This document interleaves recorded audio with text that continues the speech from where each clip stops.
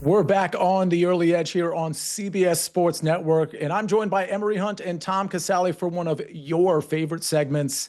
It's the FCS Group of Five early looks. Emory, I start with you. We usually start with the Mountain West, and that's not going to change today. Give me a Mountain West team to bet this week.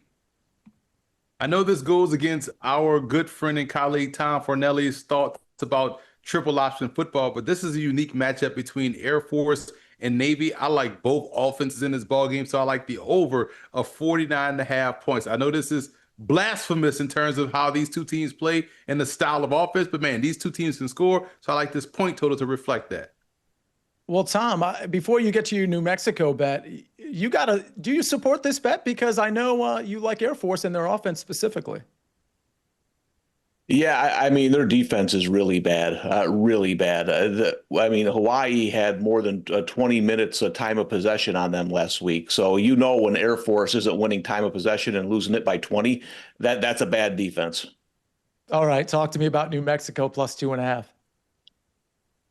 Yeah, I think New Mexico is getting San Jose State in a good spot here. San Jose State had Stanford beat, and that's a big game for them. And Stanford scored in the final seconds to beat them. It was a big game for me too, because I have Stanford under 3.5 wins, and I could have used it, but they scored in the final seconds.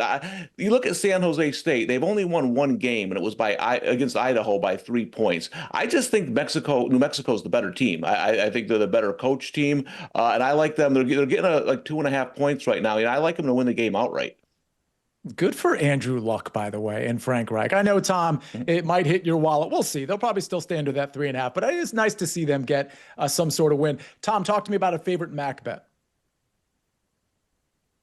Yeah, listen, Miami of Ohio is a team I thought you bet against them early, and then when they get into conference play, they have a great coach in Chuck Martin, but they lost their entire offense from last year. You saw it start to come to life against UNLV, even though they blew the game late.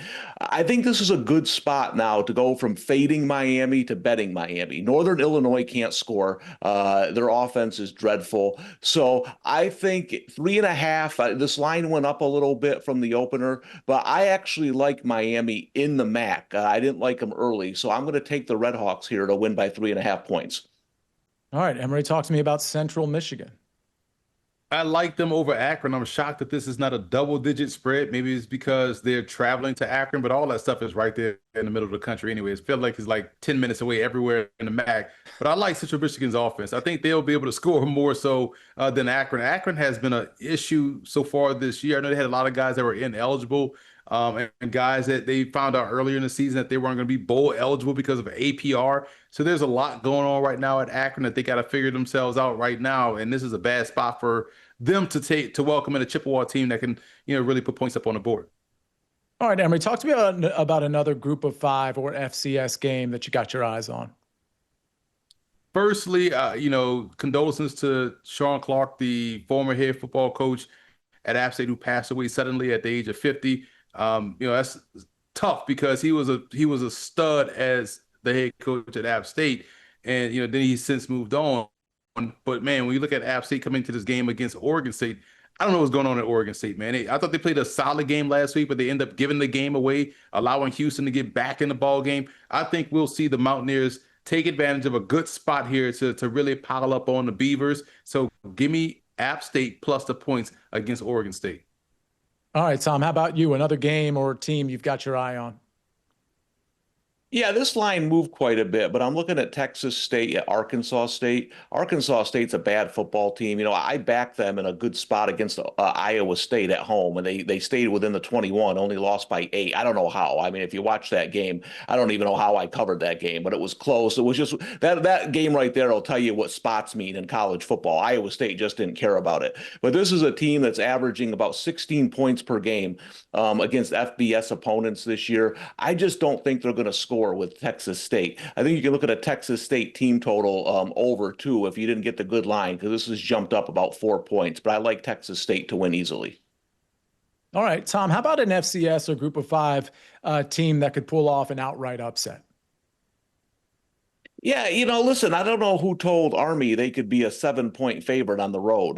This isn't a good Army team, and I listen, UAB isn't any good either. But to me, this feels like a close football game. I kind of like the 7 with UAB, and listen, they have the luxury of playing the option already. They played Navy in a game that was going back and forth until a 2-hour rain delay, and then UAB's offense kind of fluttered after that. But I think it could be one of those types of games again. Kind of back and forth a little bit. I think UAB can cover the 7 at home and maybe win outright. Emory, I want your take here. I know you're looking at Colorado State, and I'm remembering I missed a prop on Torrey Horton on Thursday Night Football. I really wanted to hit it. Talk to me about Colorado State, though. I like how the Rams are playing, man, and this is a spot where they can catch the Aztecs in their patented slow starts to ball games in a tough spot. Even though they're playing on the road, the Rams have shown they're able to really, be diverse in their offensive attack. They're opportunistic on defense. They make a lot of plays and they help keep themselves in ball games because they make those timely plays on defense. So for me, this is a game where Colorado State it'll remind me of these old WAC games we see growing up, those late night games. They can go out there and get a win straight up over San Diego State. Good stuff as usual from Emory Hunt and Tom Casale. Gentlemen, thank you very much. See you next week, same time, same place, right here on CBS Sports Network. But if you want to catch more Early Edge, not just on CBS Sports Network, but on the SportsLine YouTube channel, check us out every single Monday through Friday at 10 o'clock in the morning. I host that show, but we have a host of SportsLine contributors that come onto that show every single day. So make sure you're subscribed to the SportsLine YouTube channel. And thanks for watching the show today. Have a great time watching Monday Night Football. See you next time on The Early Edge.